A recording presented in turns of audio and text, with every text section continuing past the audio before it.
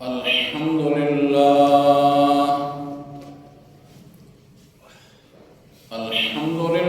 وكفى والصلاة والسلام على سيد الرسل وخاتم الأنبياء وعلى آله وصحبه وبارك وسلم خصوصا على خلفائه الراشدين المهديين إلى يوم القيامة. أما بعد فأعوذ بالله من الشيطان الرجيم. بسم الله الرحمن الرحيم. وقال ربكم ادعوني أستجب لكم إن الذين يستكبرون عن عبادتي سيدخلون جهنم داخرين.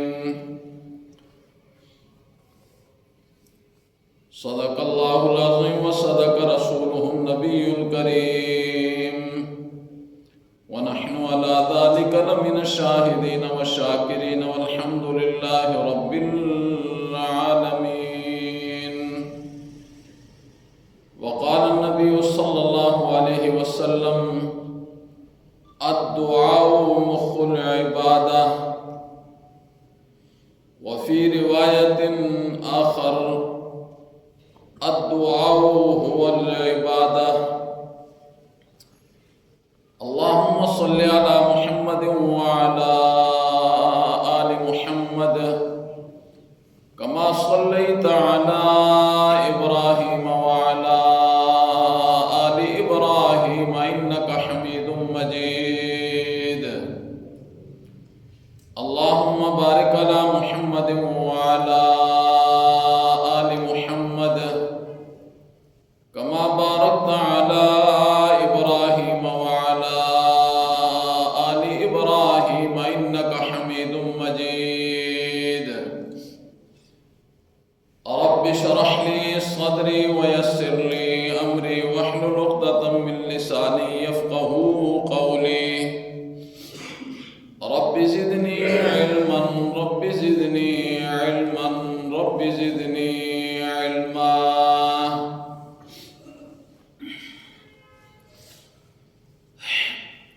سورہ مومن کی ایک آیت آپ حضرات کے سامنے تلاوت کی ہے. اللہ رب العزت کما حقہ اس آیت کی روشنی میں چند معروضات آپ کے گوش گزار کرنے کی توفیق نصیب فرمائے. وبعدہ ہم سب کو قرآن و سنت کی روشنی میں اللہ سمجھ نصیب فرمائے. سورہ مومن کی اس آیت میں اللہ رب العزت نے کیا ارشاد فرمایا؟ اس آیت کی روشنی میں جتنی باتیں بھی میں آج کے اس مختصر سے خطبہ میں گوش گزار کروں گا، ان باتوں کو آپ نے انشاءاللہ العزیز پوری توجہ کے ساتھ سماعت فرمانا ہے. اور اگر آپ کو اس خطبے کی باتیں یاد رہیں تو انشاءاللہ العزیز عمل کے اندر اللہ رب العزت مزید لطف پیدا فرما دیں گے. انسان عمل کرتا ہے اور اسے یہ بھی پتہ چل جائے کہ اس عمل کا اجر اللہ کے ہاں کتنا ہے، تو پھر انسان کی جو چاہت ہوتی ہے وہ اور اس عمل کو خوبصورت کر کے پیش کرنے میں یہ جذبہ اس کے اندر پیدا اللہ فرما دیتے ہیں. ظاہر بات ہے یہ تو دارالعمل ہے. یہاں انسان یہ سوچنے لگ جائے کہ مجھے میرے عمل کا بدلہ کیوں نہیں ملا، تو یہ اس کی کمزوری ہے۔ یہاں بدلہ ملنے کا وقت ہی نہیں ہے۔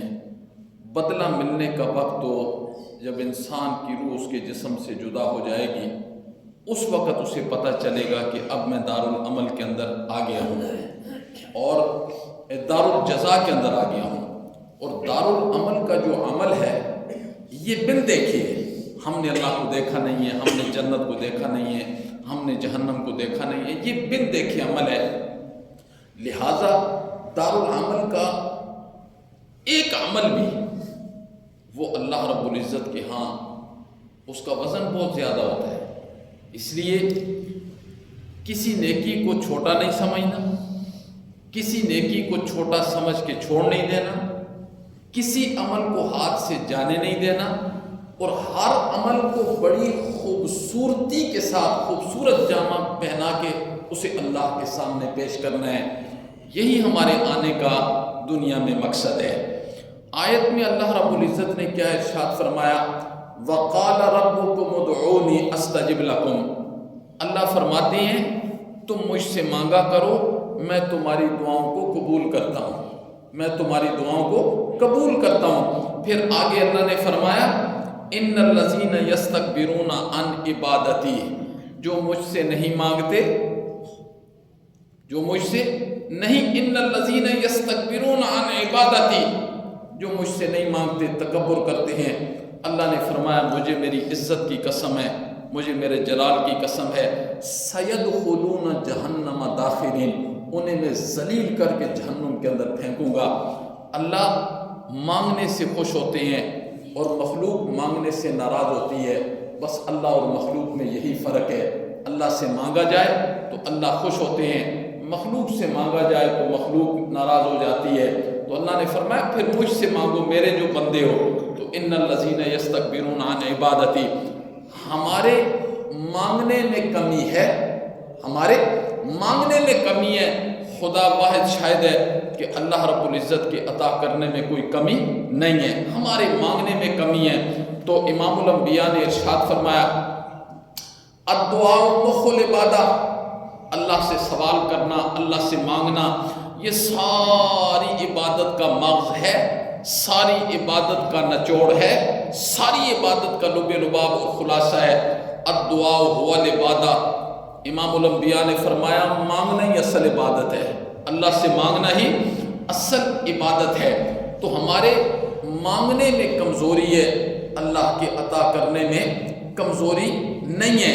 ایک حدیث کے اندر آتا ہے رسول اللہ صلی اللہ علیہ وسلم نے ارشاد فرمایا کہ جو بندہ صبح اور شام مسجد میں آتا ہے، کیا مطلب صبح اور شام؟ اس سے مراد یہ ہے کہ جو 5 وقت مسجد میں آتا ہے، امام الانبیاء نے فرمایا آنے والا وہ اللہ کا مہمان ہوتا ہے، آنے والا اللہ کا مہمان ہوتا ہے اور اللہ اس کے میزبان ہوتے ہیں۔ اس حدیث پر میں آگے انشاءاللہ گفتگو کروں گا۔ تو اللہ رب العزت نے کیا ارشاد فرمایا؟ وَقَالَ رَبُّكُمُ ادْعُونِي أَسْتَجِبْ لَكُمْ إِنَّ الَّذِينَ يَسْتَكْبِرُونَ عَنْ عِبَادَتِي سَيَدْخُلُونَ جَهَنَّمَ دَاخِرِينَ۔ یاد رکھیں احادیث میں یہ آتا ہے کہ 10 قسم کے لوگ ایسے ہیں، 10 قسم کے لوگ ایسے ہیں کہ اللہ رب العزت ان کی دعا کو کبھی رد نہیں کرتے۔ کتنے لوگ ہیں؟ 10 قسم کے لوگ ایسے ہیں کہ اللہ رب العزت ان کی دعا کو رد نہیں کرتے۔ ان میں پہلا شخص کون ہے؟ ان میں پہلا شخص امام الانبیاء نے ارشاد فرمایا مظلوم، مظلوم۔ اللہ رب العزت مظلوم کو یہ کہتے ہیں دیر تو ہو سکتی ہے میری حکمت ہے، پر ایسے نہیں ہو سکتا کہ میں تیری دعا کو رد کر دوں، میں تیری پکار کو رد کر دوں، ایسے نہیں ہو سکتا۔ تو امام الانبیاء نے فرمایا ایک مظلوم ہے جس کی دعا کو اللہ رب العزت کبھی رد نہیں کرتے۔ اللہ اکبر۔ نمبر 2، امام الانبیاء نے فرمایا حاجی، جو حج کے لیے جاتا ہے، شرط یہ ہے کہ وہ پورے اصول اور قوانین کے ساتھ جائے، اس کا مال رزق یہ سب حلال ہو۔ تو امام الانبیاء نے فرمایا کہ اللہ حاجی کی دعا کو رد نہیں کرتے ہیں جب تک کہ وہ واپس نہ آ جائے، جب تک کہ وہ واپس نہ آ جائے۔ پھر آپ نے فرمایا شرط یہ ہے کہ وہ وہاں کوئی بے حیائی کا کام نہ کرے، کوئی برائی کا کام نہ کرے. جب وہ لوٹے گا تو اللہ اس کو ایسے واپس لوٹائیں گے جیسے وہ آج ہی اپنی ماں کے پیٹ سے پیدا ہوا ہے. تو پہلا شخص جس کی اللہ دعا رد نہیں کرتے وہ کون ہے؟ وہ مظلوم ہے، آپ نے یاد رکھنا ہے. اور دوسرا شخص کون ہے؟ یہ میں نے احادیث کا لب لباب خلاصہ اور نچوڑ آپ کے سامنے پیش کر رہا ہوں. دوسرا شخص وہ حاجی ہے، حاجی. اللہ حاجی کی دعا کو کبھی رد نہیں کرتے. اور تیسرا شخص کون ہے؟ امام الانبیاء نے فرمایا وہ مجاہد ہے. مجاہد جہاد کے سفر میں جو دعا کرتا ہے اللہ رب العزت اس کی دعا کو کبھی رد نہیں کرتے. اور چوتھا شخص کون ہے؟ مریض ہے، مریض، بیمار. امام الانبیاء نے فرمایا کہ جب کسی مریض کی عیادت کے لیے آپ اس کے پاس جائیں اسے یہ درخواست کیا کریں کہ آپ میرے لیے دعا کریں. اللہ مریض کی دعا کو کبھی رد نہیں کرتے. مریض کو دعاؤں کا کہا کریں. اور ایک حدیث کے اندر آتا ہے رسول اللہ صلی اللہ علیہ وسلم نے فرمایا جو شخص مریض کی عیادت کے لیے جائے یہ جملے پڑھے، اگر اللہ نے اس مرض میں اس کو موت نہیں نہ دینی تو اللہ رب العزت یہ جملے پڑھنے کی برکت سے اللہ مریض کو شفا دے دیں گے. وہ حدیث کے اندر کیا جملے آتے ہیں؟ اسأل اللہ العظیم رب العرش العظیم ان یشفیک، اے عظمتوں والے رب، اے عرش کے رب، ان یشفیک، تو اسے شفا دے دے. امام الانبیاء نے فرمایا جو بندہ یہ جملے مریض کے سامنے کھڑے ہو کر پڑھے گا اسأل اللہ العظیم رب العرش العظیم ان یشفیک، اللہ رب العزت اس مریض کو اس مرض سے شفا عطا فرمائیں گے. لیکن کمی کہاں آتی ہے؟ ہمارے اندر یقین میں کمی ہے، یقین میں. باقی اللہ رب العزت کی عطا میں کوئی کسر باقی نہیں ہے. یقین نہیں ہے. آج یقین ظاہری اسباب پر ہے. اللہ رب العزت کی ذات پر وہ یقین نہیں ہے. جو یقین قرآن اور سنت انسان کے اندر ڈال رہا ہے آج ہمارے اندر وہ یقین نہیں ہے. تو چوتھا وہ شخص ہے مریض جس کی دعا اللہ رب العزت قبول فرماتی ہے. پہلا شخص مظلوم ہو گیا، دوسرا شخص حاجی ہو گیا، تیسرا شخص مجاہد ہو گیا، چوتھا شخص مریض ہو گیا، اور پانچواں مومن کے لیے غائبانہ دعا کرنا. کسی مومن کے لیے غائبانہ دعا کرنا، یہ اللہ کو بہت پسند ہے. ایک تو ساری انسانیت کے لیے اجتماعی دعا ہونی چاہیے، ہر بندہ کرے. وہ کون سی دعا ہے؟ ہر بندہ وہ نماز جنازہ میں پڑھتا ہے وہ یہ دعا کرنی چاہیے اسے، اللہم من احییتہ منا فاحیہ علی الاسلام، مولا اس دھرتی پر ہم میں سے جس کو بھی زندہ رکھ اسے اسلام پر رکھ. یہ اجتماعی دعا ہے. اور دوسرا جملہ کیا ہے؟ اللہم من احییتہ منا فاحیہ علی الاسلام.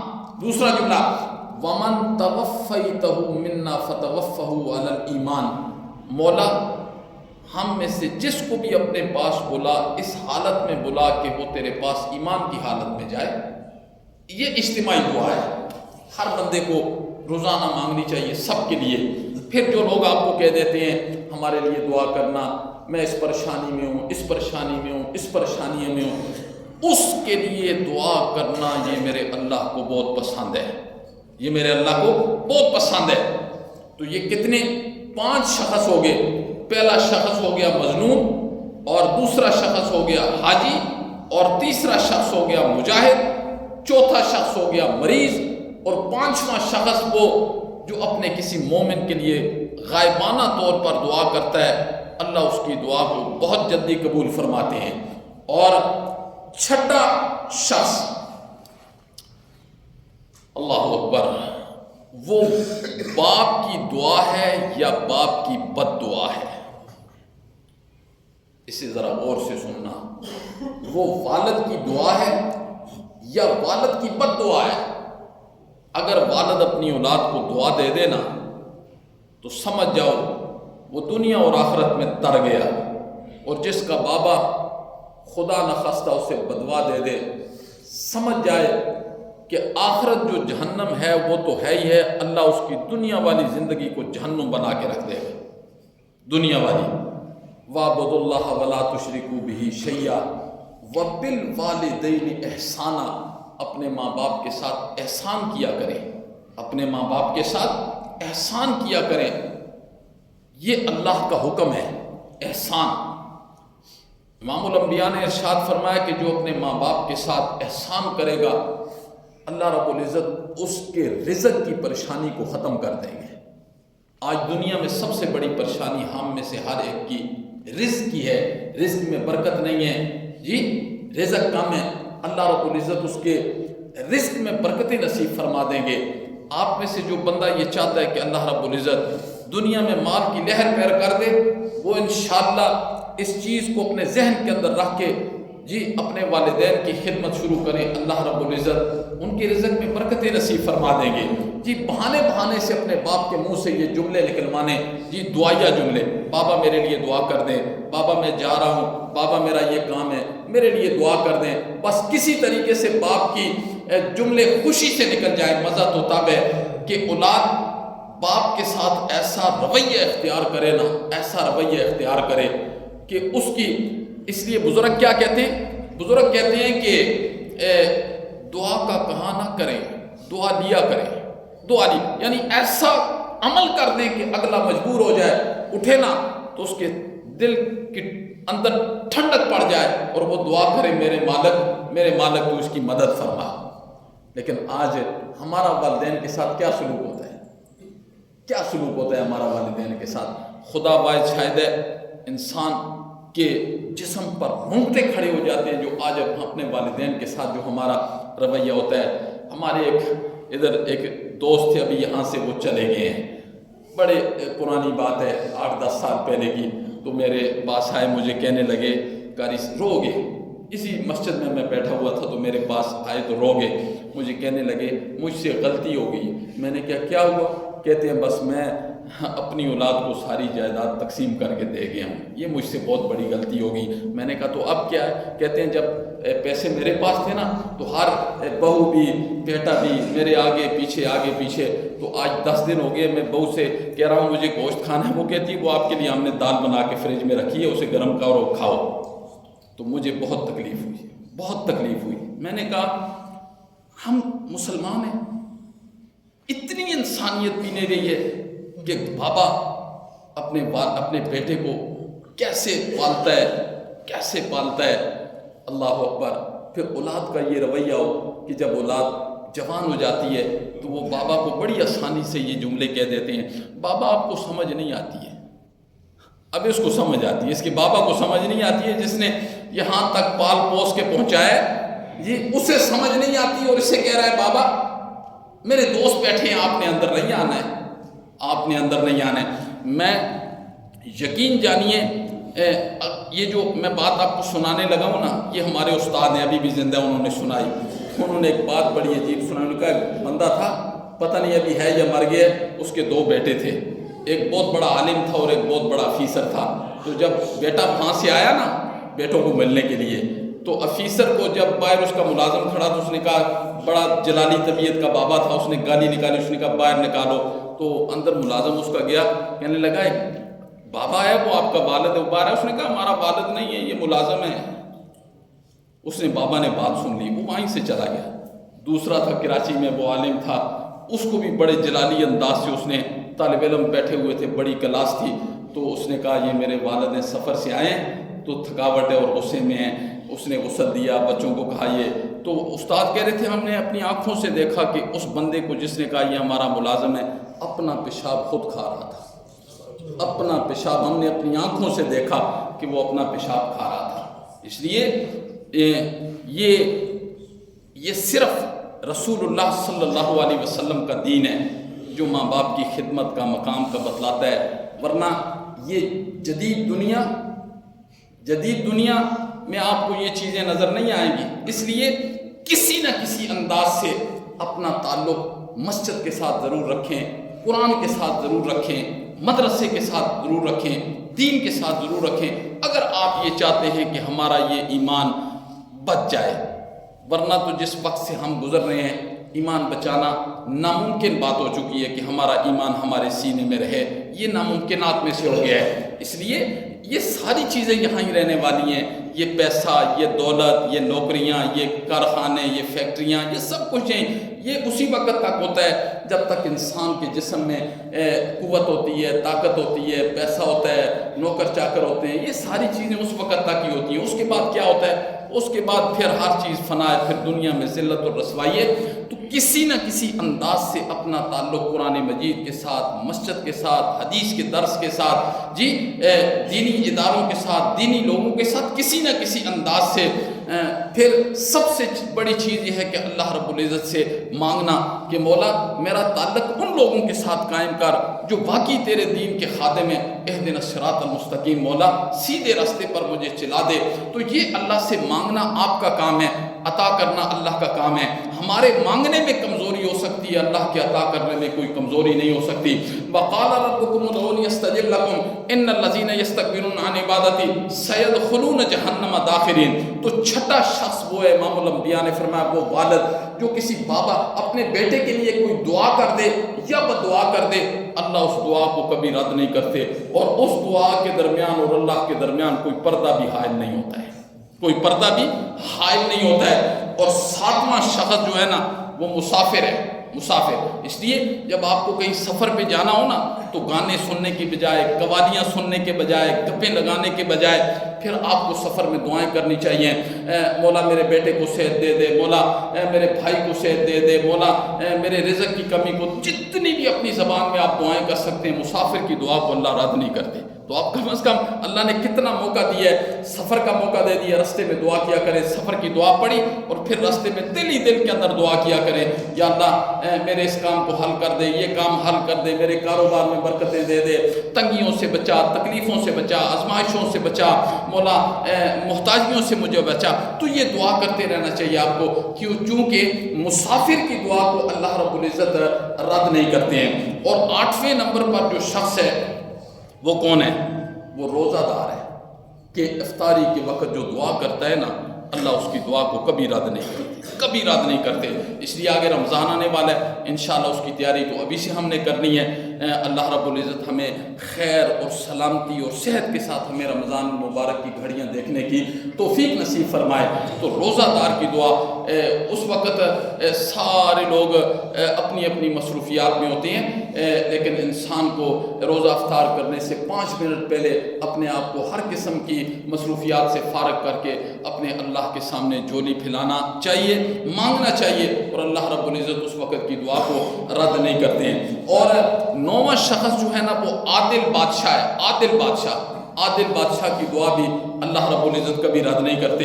اور نمبر 10، اذان کے بعد اللہ رب العزت دعا رد نہیں کرتے ہیں۔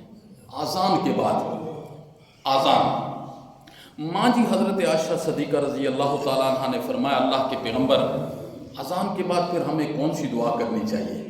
اذان سے لے کر نماز تک یہ پورا وقت ہے، اذان سے لے کر نماز تک یہ پورا وقت ہے، اس میں آنے والوں کو بس دعائیں کرتے رہنا چاہیے۔ میں نے کہا نا کہ صبح و شام مسجد میں آنے والا، 5 وقت مسجد میں نماز پڑھنے والا، امام الانبیاء نے کیا فرمایا؟ وہ اللہ کا مہمان ہوتا ہے، اللہ اس کے لیے جنت میں کھانے کے دسترخوان لگاتے ہیں، اللہ ان کے میزبان ہوتے ہیں۔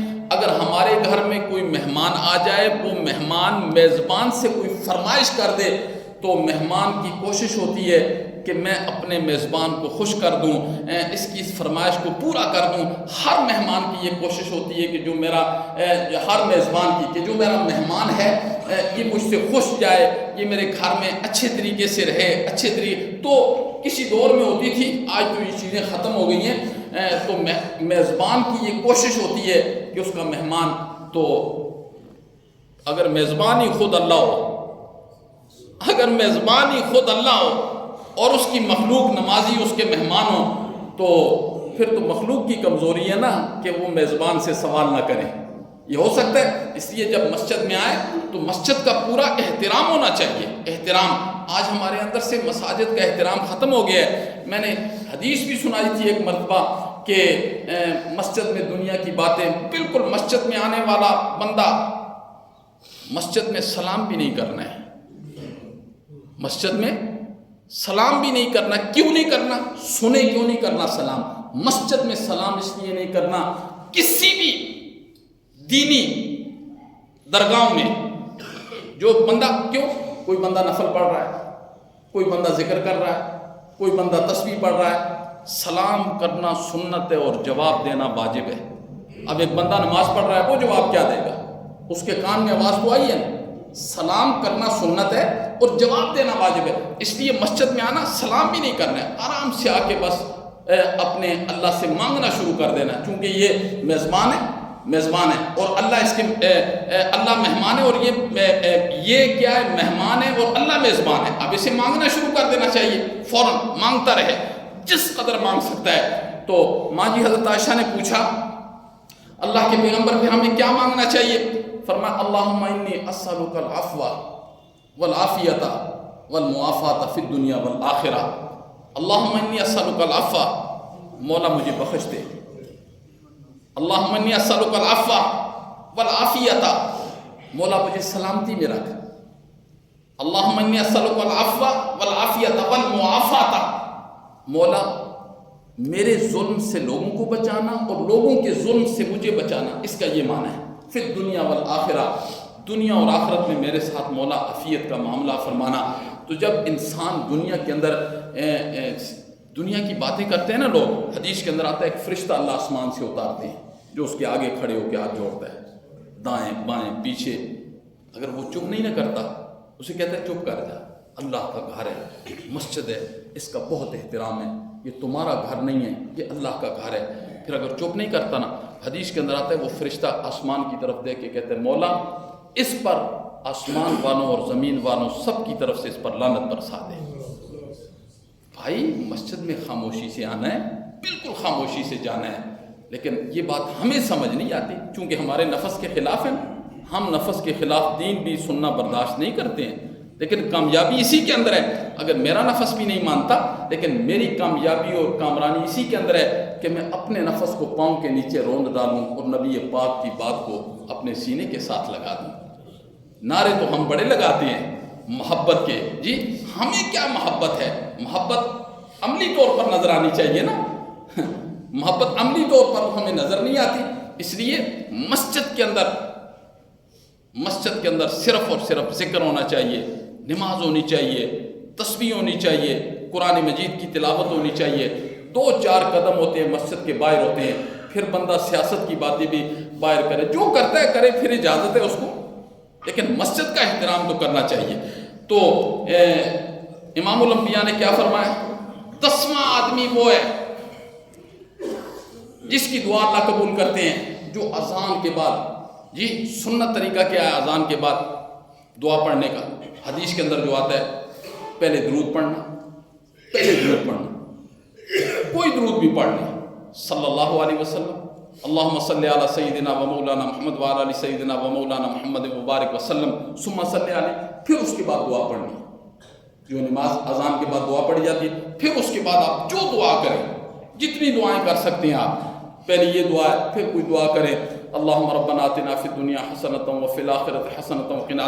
عربی میں نہیں نہ آتی تو اردو میں جو دعا کریں، جو دعا آپ کے دل میں آتی ہے، لیکن اس کا وقت اذان سے لے کر امام کے کھڑے ہونے تک یہ قبولیت کا وقت ہوتا ہے. یہ گھڑیاں بڑی قبولیت کی ہیں. تو یہ 10 قسم کے آدمی ہیں، 10 قسم کے آدمی جن کی اللہ رب العزت دعا قبول کرتے ہیں.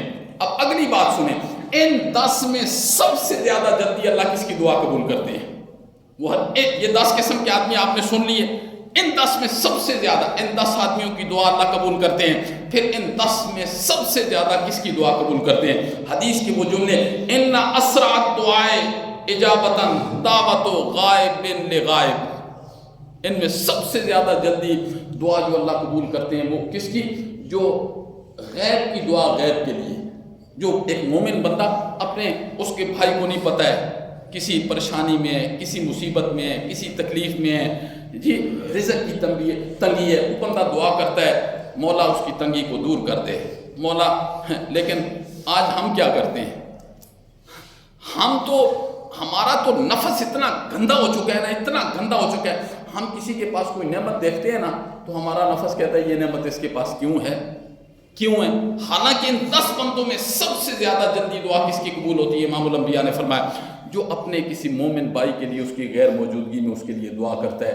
حدیث کے اندر آتا ہے یہ دعا کرتا ہے تو اللہ آسمان سے ایک فرشتہ بھیجتے ہیں، اس کی ڈپٹی لگا دیتے ہیں، یہ اپنے مومن بھائی کے لیے دعا کر رہا ہے، تو اس کے لیے یہ دعا کر کے مولا یہ جو مانگ رہا ہے نا یہ اسے بھی دے، میں اس کے دینے سے پہلے میں اس کو دے دوں۔ اللہ کہتے ہیں کتنی دین کے اندر کتنی آسانیاں ہیں، لیکن ہم دین کی بات پر چلنے کے لیے تیار ہی نہیں ہیں۔ تو 10 قسم کے لوگ ہیں جن کی دعا اللہ رب العزت قبول فرماتے ہیں۔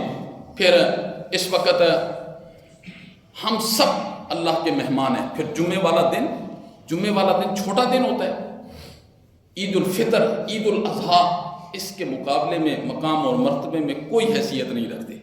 جمعے کا دن اتنا بڑا دن ہوتا ہے، کتنا بڑا دن ہوتا ہے، اس کا اندازہ شاید دنیا کی زندگی میں ہم نہ لگا سکیں، موت کے بعد اس کے اندازے کا پتہ چلے گا۔ اب ایک حدیث میں سنانے لگا ہوں آپ کو، اللہ اکبر، بڑی توجہ سے آپ نے سننی ہے، اور شاید ہی آپ میں سے کئی لوگ پہلی مرتبہ اس حدیث کو سنیں، اور یہ حدیث کی 4 کتابوں میں آتی ہے۔ کتنی کتابوں میں؟ 4 کتابوں میں آتی ہے، اللہ اکبر۔ ابن ماجہ میں بھی آتی ہے، ابو داؤد میں بھی آتی ہے، نسائی میں بھی آتی ہے، ترمذی میں بھی آتی ہے۔ یہ حدیث 4 حدیث کی کتابوں میں یہ حدیث آتی ہے، اللہ اکبر۔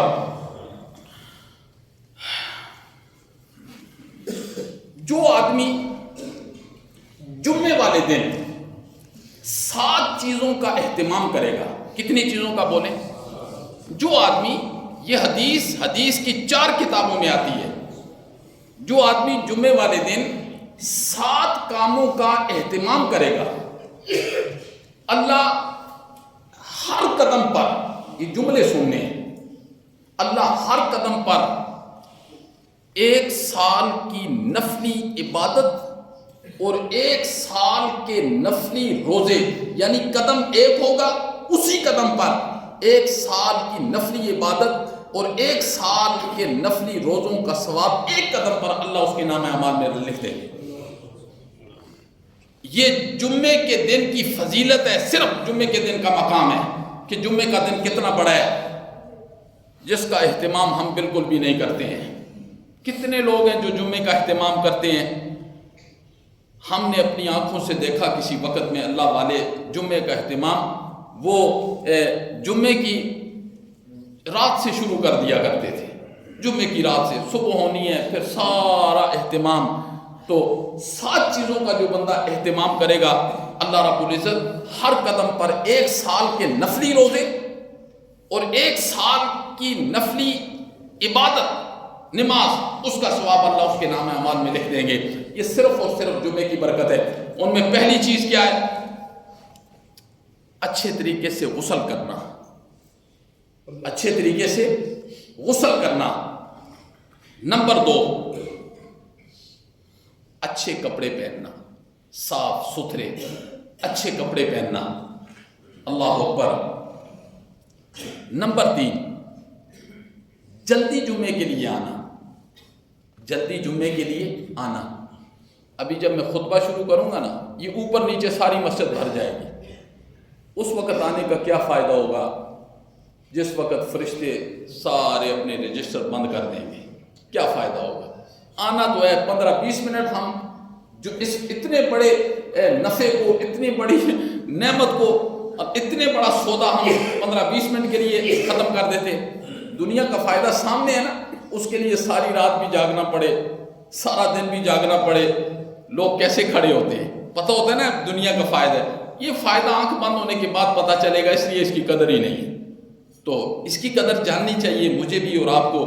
جمعے والے دن 7 کام کرنے ہیں، اچھے طریقے سے غسل کرنا، محبت کے ساتھ یاد جمعہ، پھر صاف ستھرے کپڑے پہننا، پھر مسجد کی طرف جلدی چل کے آنا۔